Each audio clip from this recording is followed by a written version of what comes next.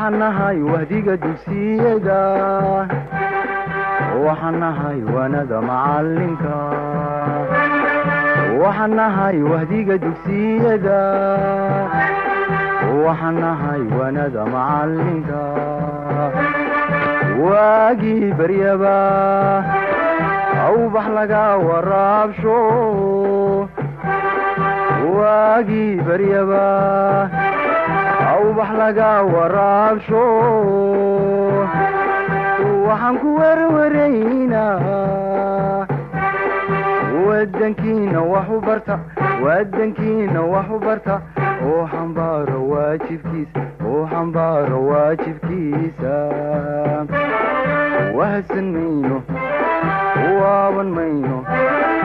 وروريقي مينو وعن مينو وهسن مينو وابن مينو وروريقي مينو وعن مينو قولوا عن عدوك وابتو نولو الوناكسن ايو برواقو نبت لقو وداقو اكوارو وادنكين marka koowaad waxaan lagu soo dhaweynaynaa jaamacadda Boosaaso oo runtii u taagan kana mid ah institutionada tacliinta sare una taagan mar walba in ay dhiirigeliso soo dhaweyso garab istaagto dhalinyarada Soomaaliyeed ee doonaya in ay tacliinta meesha ay rabaan ka gaaraan intii ay ka awoodo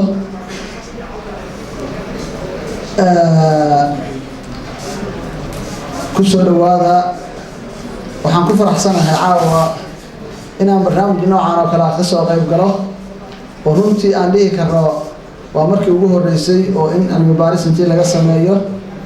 oo la soo identify gareeyo problemada iyo waxyaalaha dhibta ah ee haysta ardayda dugsiyada sare waqtiga marxaladan oo kale ku jiraan in loo soo bandhigo oo la yiraahdo war halka weeye dhibta oo la tilmaamo waxaan aad iyo aad uga mahadcelinayaa dhalinyarada barnaamijka noocaas soo diyaariyay oo waliba ogolaaday inay u barastagareeyaan ardayda walaalahooda ahaa si aysan ku dhicin dhibtii iyaga markii hore ku dhacday waxaa laga yaabaa in ay dimaraysan karin maanta intiina meesha fadhido waxaa laga yaabaa in badan oo ka mid ah in wax loo bidhaamiyey ama ay wax badan ka garanayaan laakiin guruub badan oo aan anigu ka mid ahay waxaan soo maray waqti aanan garanayn meeshaan u soconno anigu waxaan bartay caafimaadka laakiin garan maya sababta aan u bartay wallaan u garan ilaa hadda ma garanayo sababta aan u garanayna waxa weeye markaan galayay bar maxaan bartaa bilisiba familiga ka bixin kara ma barat intaas iga ma aysan jirin daafic iyo wax ifahansiiyay war waxaan u baahan yaani qudradda awoodda aan leeyahay cid ima fahansiin wala yaa meel kale inaan kaga fiicnaan lahaa in badan sida xaqiiqada ah laakiin aan ogaaday waqti aanan waxba ka noqon karin marxaladda aad ku jirtaan hadda dugsiyada sare waa marxalad aasaasi ah yaani waxa dareemi ka dhaaneen koowaad baa haydeen dhar baa la idin geliyay muayyan ah jadwal maadooyin la dhiganayna waa la idin soo dejiyay dugsiga waxa u soo gudubteen dharkii baa la idin ka bedelay haddana maadooyin cusub baa la idin soo dejiyay qofna option iyo choice ma lahayn dugsi sare timaadeen waxa filan alxamdulillah iskuulada qaarkood hadda inay kala saaraan qofkaba artist kaba iyada laftigeeda bidaaya fiican laakiin ana waqtigeena taamaan gaan kulli maadooyinka dhawaa wada imtixaanay sidaadaradeed ma jirin cid ama wax daafic yaani nahagay ma uusan jirin laakiin wixii ka dambeeya dugsiga sare waa marka ugu badan oo qofka wareerka ugu tirada badan uu qabsado hal wax baan rabaa inaan ku xoreyay marka doorashada maadaama ay muhiim tahay barnaamijka noocaana medicine-ka aan bartay aniga wixii ugu badnaa daafaca waxa sirbalada lacag badan baa laga helaya laakiin waxa ogaataan in lacagtiisu waa wax adiga ka go'an waa wax adiga ka go'an waana wax qof baahan oo dhiban ka qaadaysa ma ahayn qiime marka wax lagu qiimeyn kara ma uusan ahayn waxaa laga yaabaa rag badan oo laga yaabo inaad ogtihiin ama faamiliyada ka mid ah oo intay waxbarashada bilaabeen markii ay dhammeeyeen kadib haddana ama bartamaha ay marayeen ay kaga tageen waxbarashada ma aha ardaygaasi inuu saaqday laakiin markii hore uusan laynkiisii u baahnaa ee uu wax ka keeni lahaa ee productivity-ga ku lahaa uusan marin waxaan aada xasuustaa waxaa jira nin dhalinyaraayo wuxuu ahaa reer muqdisho wuxuu yimi waddanka suudaanka waxbarasho u tagay aabihiis nin aada lacag u haystu ahaa wuxuu ku yidhi aab medicine soo baro arag wax la qaybsatide meeshii buu tegey hadduu tegey wuxuu sameeyey sanadkii koowaad saacadda markuu dhiganayo ku fayl garoobay because ma ahayn hobby iyo line uu isagu ka mira dhalin karo meeshii buu ku xirtay meel kale u degay xaafad kale aan dad informationkiisa la heli karin jaamacad iyo kuliyadda isagu uu rabay buu dul bilaabay kuliyadda economic uu bilaabay bachelortiisa uu dhamaystay grade A buu kaga baxay masterkiisa uu soo qaatay aabihiina wuxuu qabaa weli inuu medicine dhiganayo lacagta intaas uga baahneedna wuu isticmaalay inta kalena akoon buu isaga riday waddanka wuxuu ku laabtay isagoo dhakhtar ah oo faamilku saa u haystaanin wuxuu codsaday marka in maalintaa loo sameeyo bal faamilkii maadaama ay muddo dheer kala maqnaayeen is arkaanin meeshii bay isugu yimaadeen markay isku yimaadeen oo la iswaraystay buu wuxuu ku yidhi aaba horta lacagtaan iga qabo waa lacagtii ka soo haray medicinka ay tiri dhigo aniga hobbigayga kaasi ma ahayn shahaadadaana soo qaatay hadda bachelor iga rabtid master baan wataa runtii ninkaas wuxuu sameeyey wax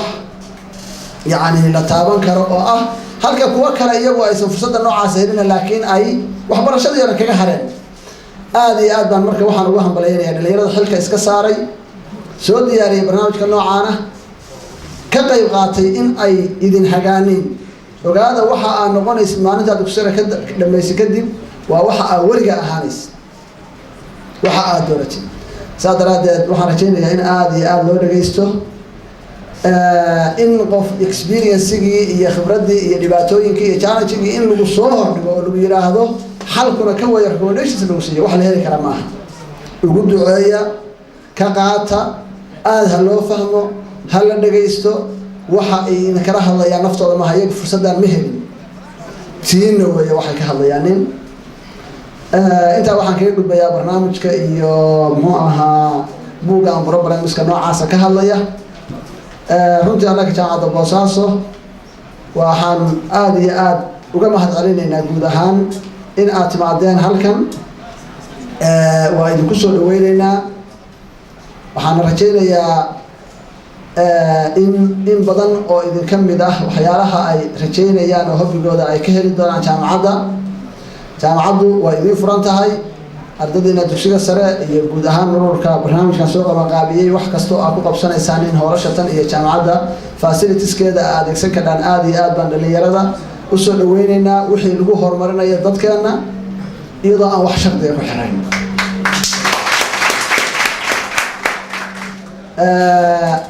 insha allah waa ku dheeraaday hadalka barnaamijkaygu soo dhaweyn unbuu ahaa waxaa jira iyada lafteeda barnaamij ay qabata sanadla ah oo markii dugsiyada sare la dhammeeyo aanu ardada ka saacidno laftigeeda barnaamijkan oo kale ah laakiin haddaa kan hore usii heshaan laftigeeda aan rajaynaya wax badan inuu idinka saari doono oo ah barnaamij personality testiga oo qofku inuu imtixaan yar oo su-aalaha baa jira imtixaankaasuu gelayaa markaa kadib wuxuu ogaanayaa dabeecadda uu leeyahay imtixaankaa markay uga soo baxdo dabeecadda uu leeyahay waxaa loo sheegayaa markaa kadibna maxay dabeecadda noocaasa dad kale waxa ay ku fiican yihiin takhasusyadeed bay baran karaan kaasaa ugu fiican inuu barto kaasaa ku xigay inuu barto kaasaa ku xigay inuu barto kaasaa ku xigay inuu barto insha allah iyada laftigeeda barnaamijkaasi will be free qof walba oo dugsi sare dhigtana waa u furan yahay insha allah markii uu dhawaataaniin waxaan kusoo gabagabeynaya waxaa idiin rajaynayaa guul waxaa soo wadeen 12 sano u baahan in aad soo afmeedhaan oo line gaara ah qaadan doontaan hawl adag baa idiin taalla waxaan codsanayaa internetku marka available buu noqday waana salaax duxadayn yacni waa laba afle qofkii raba si wanaagsan inooga faa'iidaysana wax badan buu ka faa'iidi karaa qofkii ay la tagto sheekada iyo wararka macaan oo canaawiinta khatarta loo soo sameeyana